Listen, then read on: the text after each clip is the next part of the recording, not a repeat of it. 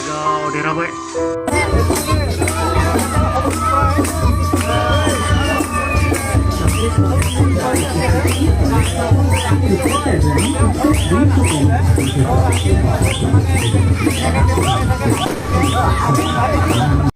खुलुमबाय तो गिबि गिबियाव नोंथांमोननो गोजोन फुंबिलिनि गाहाम हामलायनायखौ जासिहरनाय थाबाय आरो लोगोसेनो दिनै बे गोदान भिडिअ नोंथांमोनखौ बरायनानै आंनि गोसो गोरबोनिफ्राय खुलुमनाय सिबिनायखौ बयनिसिमबो जासिहरनाय थाबाय तो नोंथांमोना ससे भिडिअ टाइटेल थांनानै मिथिखाबायानो आरो लोगोसेनो नोंथांमोना फेसबुक निउस मिडिया आरो गासिबो नायनानै मिथिखाबायानो जे आं मानि सायाव दिनै बाथ्रा सावरायनो फैदों नोंथांमोना मिथिखाबायानो तो नोंथांमोना मिथिखाबायानो जोंहा नाबाजित नार्जारी बिथाङा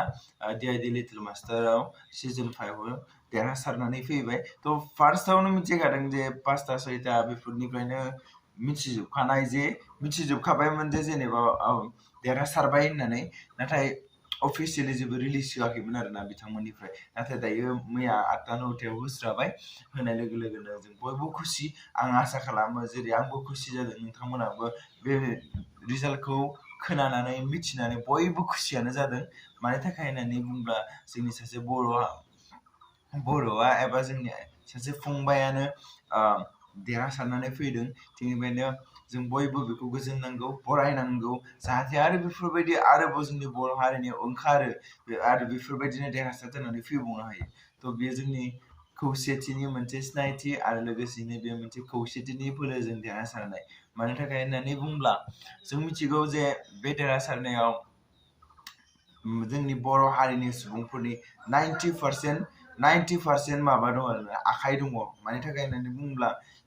गोबां सुबुङानो सासे मानसियानो खमसे खम 20टा 30टा हालागै भट हरदों आरो लोगोसेनो गोबां जायफोर बिथांमोना भट होनो रोङि सुबुंफोर दंमोन बिथांमोनखौबो होनो फोरोंदों स' आं बुंगोन जे बे देरहासारनायाव जोंनि बर' हारिनि खमसे खमब्लाबो 80% नङाबा 70% आखाइ दङ आरोना स'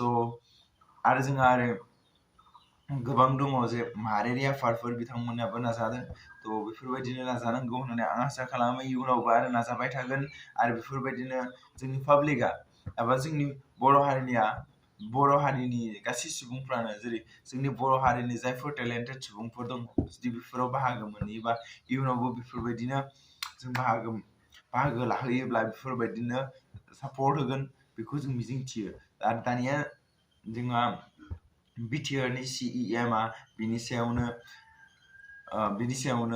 गावनि फेसबुक पेजाव बाथ्रा लिरदों नायदो बेयाव थ' बिथाङा बुंदों जे नबजितआ देरहाबाय थ' रोजा रोजा साबायखर आरो लोगोसेयैनो बिथाङा बुंदों जे साथामबो आसामनिनो थ' बेयो मोनसे प्राउड फिलिं खालामदों थ' जिखियानो जे आंबो बुंनो नागिरदों आं देग्लायसो रेकर्ड नुदों खोमा बेफोरबायदि साथामबो आसामनिफ्रायनो लाबोजोबनाय नङा होमबा दा साथाम नबजितआ फार्स्ट थांखाबाय आरो बिसोर सानैयाबोथ' आसामनिनोखा थ' बेफोरबायदि रेकर्ड देग्लायसो जाफेरदों खोमा थ' जेखियानो जाया मानो थ' गोबां सुबुङानो दायो रंजादों मोसादों गोबाङानो खुसि जादों आरोना थ' थिग बेबायदिनो बयबो जों खुसि जादों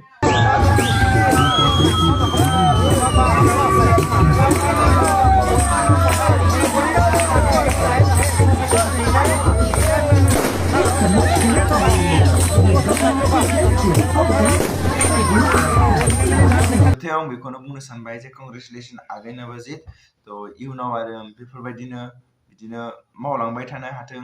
गावनि थांखिफोराव सहैनो हाथों आरो लोगोसेयैनो जोंनि जायफोर जाखांफुनाय उन्दै जायफोर बिथांमोना माने दासो सोलोंगासिनो दङ नोंथांमोनाबो बेयाव थांनो गोसो नोंथांमोनाबो बेफोरबायदिनो जानो गोसो स' नोंथांमोनाबो नाजाबानो जाबाय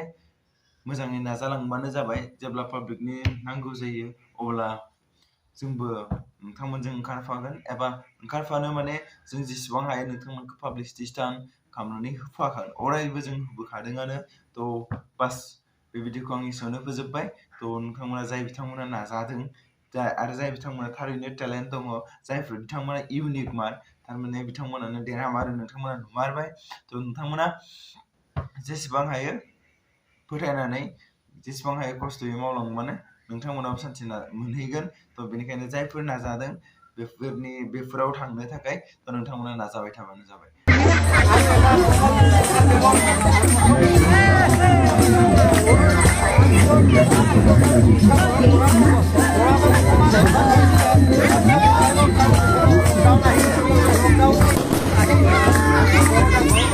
DID लिटिल मास्टार सिजन 5 आव